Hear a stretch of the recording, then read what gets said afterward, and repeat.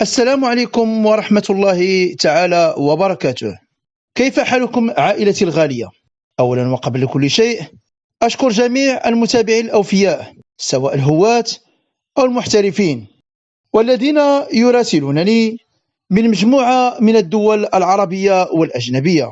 كما أشكركم على تعليقاتكم وأسئلتكم الجميلة. المهم، وحتى لا أطيل عليكم، فموضوع حلقتنا لهذا اليوم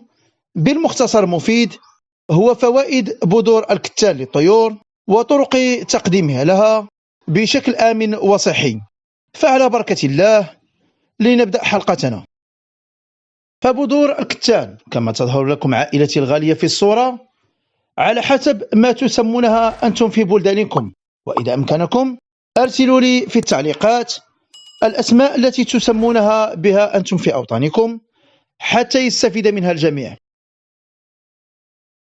حيث أنها أي بذور الكتان لها دور مهم في الوقاية من مجموعة من الأمراض التي قد تصيب طيورنا، كما أنها تحتوي على العديد من العناصر الغذائية المهمة، لذا لا يجب علينا أن نحرمها منها، خاصة إذا علمت أنها تحتوي على فيتامينات متنوعة مثل فيتامين B1 وB2 وB3 وB5 وB6 وB9 وفيتامين سي، ومجموعة من الأملاح المعدنية كالكالسيوم والحديد والفوسفور والمغنيسيوم والبوتاسيوم والزنك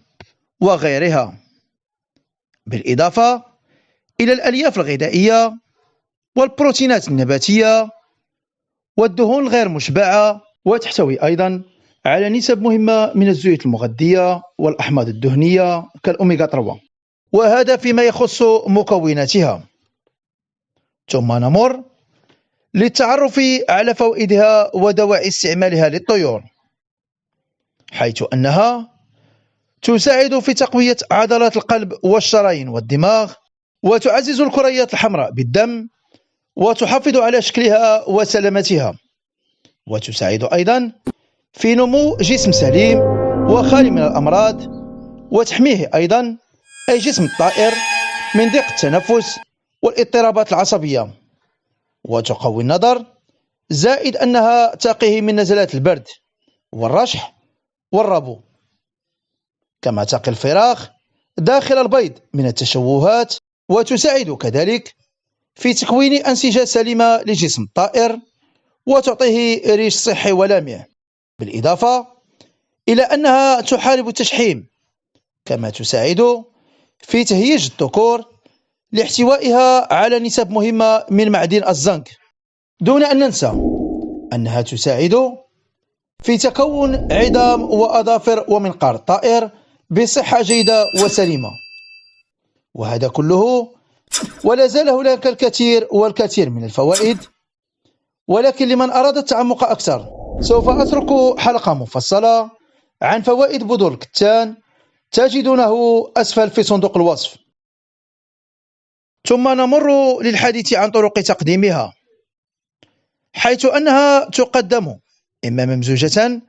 مع حبوب الطيور بمقدار 50 غراما في الكيلوغرام الواحد،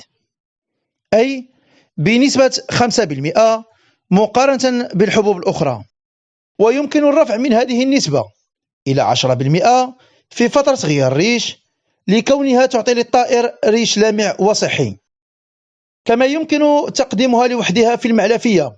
بمقدار ملعقة صغيرة مرة إلى مرتين في الأسبوع،